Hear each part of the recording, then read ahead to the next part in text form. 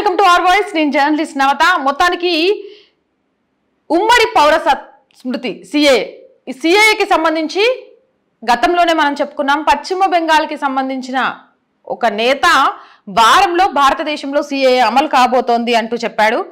దానికి ఆద్యం పోస్తూ ఉత్తరాఖండ్లో మొట్టమొదట సిఏఏ యాక్సెప్ట్ చేసిన రాష్ట్రంగా చరిత్ర లిఖించింది. అటువైపు అడుగులు వేస్తోంది రాజస్థాన్, గుజరాత్ లాంటి రాష్ట్రాలు. అయితే ఉత్తరాఖండ్లో జరిగిన విధ్వంసాలు ఇవన్నీ చూస్తున్న షా అయితే చాలా క్లియర్గా చెప్పారు, లోక్సభ ఎన్నికలకు ముందే భారతదేశంలో సిఏఏ అమలు చేస్తాం. దీని మీద కొన్ని అపోహలు అయితే కలిగించారు, కానీ ఆ అపోహలు అవాస్తవం. సిఏఏ అమలు చేయడం ద్వారా భారతదేశంలో అనేక మార్పులు చోటు చేసుకుంటాయి. బంగారు భారత్ను నిర్మించుకోవడంలో సిఏఏ అమలు అనేది కీలక పాత్ర పోషిస్తుంది అనేది. ఏదేమైనా కానీ లోక్సభ ఎన్నికలకు ముందే సిఏఏ అమలు చేస్తామని కేంద్ర హోంమంత్రి అమిత్ షా వెల్లడించారు. వచ్చే లోక్సభ ఎన్నికల్లోపే దేశంలో పౌరసత్వ సవరణ చట్టం సిఏఏను అమలు చేస్తామని కేంద్ర హోంమంత్రి అమిత్ షా వెల్లడించారు. ఢిల్లీలో నిర్వహించిన ఓ సమ్మిట్ లో ఆయన మాట్లాడారు. ఈ చట్టం పాకిస్తాన్, ఆఫ్ఘనిస్తాన్, బంగ్లాదేశ్లలో హింసను ఎదుర్కొని భారతదేశానికి వచ్చిన వారికి పౌరసత్వం ఇవ్వడానికి మాత్రమేనని, అది కూడా ముస్లిమేతరులకు.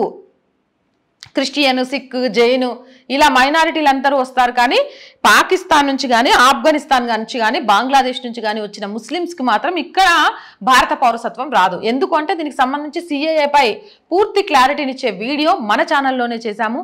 ఆ వీడియో చాలా మంది చూశారు. సో ఎవరైనా మిస్ అయి ఉంటే మాత్రం చాలా క్లియర్గా చూడండి. ఎందుకంటే వాళ్ళ దేశంలో వాళ్ళకేం భయం, మొత్తం అది ముస్లిం కంట్రీస్. అలాంటి అయినప్పుడు ముస్లిం కంట్రీస్లో ఒక ముస్లింగా బ్రతకడానికి భయం ఏముంది? ధైర్యంగా వాళ్ళు బ్రతకొచ్చు. అది కాదనుకొని వేరే దేశానికి శరణార్థులుగానో వేరే దేశంలోకి వెళ్ళి అక్కడ పౌరసత్వాన్ని కోరుకోవడం కరెక్ట్ కాదు కదా. అలాంటి వాళ్ళకి ఇవ్వడం కూడా కరెక్ట్ కాదు.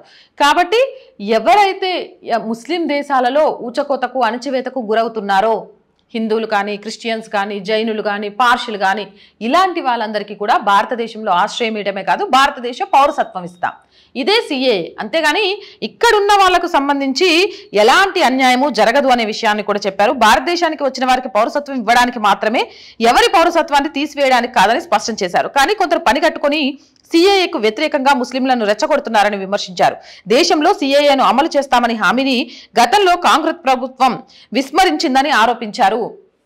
ఈ సిఏఏకి సంబంధించి పశ్చిమ బెంగాల్ మమతా బెనర్జీ కూడా పౌరసత్వం ఇప్పిస్తాను అని చెప్పి ఇప్పటి వరకు ముఖ్యమంత్రిగా అక్కడ అందరం ఎక్కి కూర్చున్నారు. కానీ ఖచ్చితంగా మోదీ గవర్నమెంట్ సిఏఏ అమలు చేస్తానని చెప్పింది. అది అమలు చేస్తే భారతదేశంలో ఉన్న నిజమైన ముస్లిమ్స్ కూడా న్యాయం జరుగుతుంది.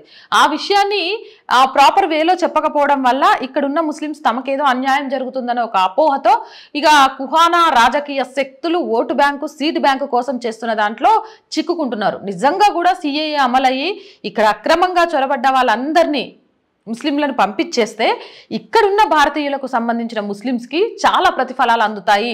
మైనారిటీ రిజర్వేషన్లన్నీ కూడా ఇక్కడున్న వాళ్ళకు సమంగా వస్తాయి. వీటిని దోచుకోవడంలో వాళ్ళు ప్రముఖ పాత్ర పోషిస్తారు. ఇక వాళ్ళకు ఓట్లు, ఆధార్ కార్డులు, రేషన్ కార్డులు ఇచ్చి ఇక్కడ వాళ్ళని పెంచి పోషించడంలో ఓటు బ్యాంకు కోసం ప్రయత్నం చేస్తున్న రాజకీయ పార్టీలు లబ్ధి పొందుతున్నాయి. నిజంగా ఇందులో నలిగిపోయేది ఎక్కువగా ఎవరైనా ఉన్నారంటే ముస్లిమ్సే.